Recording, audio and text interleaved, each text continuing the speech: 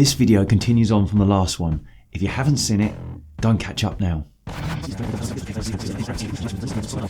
Okay, each one of those key elements in your program, whether it's strength and power training, cardio conditioning training, or Muay Thai training, use various practices that range from general to Muay Thai specific. If we start with your cardio conditioning training, that's your energy systems training. Here our general training predominantly targets aerobic capacity, using a higher volume of extensive interval work. So that's a lower intensity for a longer duration. We move along that continuum through aerobic power onto anaerobic power and anaerobic capacity. At the specific end of the scale, we predominantly use intensive intervals, so they're shorter but at very high intensity.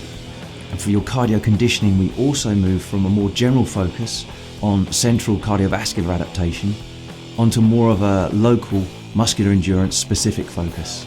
Meanwhile, our strength and power training moves from more of a heavy bilateral strength emphasis using both limbs to a more unilateral speed and power emphasis using single arms and legs. And I've already spoken more about that in previous videos. But now, consider that even your Muay Thai training has a spread from general to specific as well.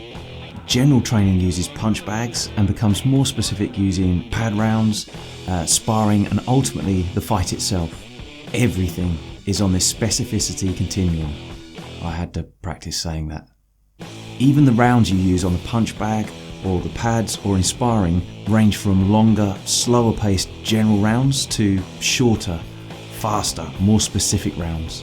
And drills range from practicing single shots to combinations. And pad combos are either predefined or more reactive. And pad holders can start hitting you back.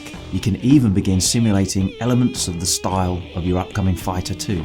Keeping this simple, you can see how this all pans out. Further from the fight, your work should be more general, building up those athletic qualities with progressive overload.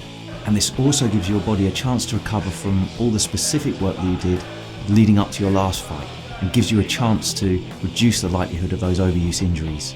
But at this general stage, it doesn't mean that all your training needs to be general, just that a larger proportion of it is.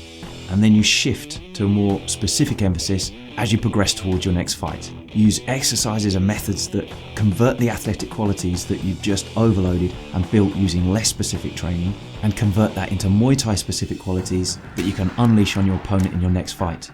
So every aspect of your training is programmed for transfer of training, just like I said in my last video.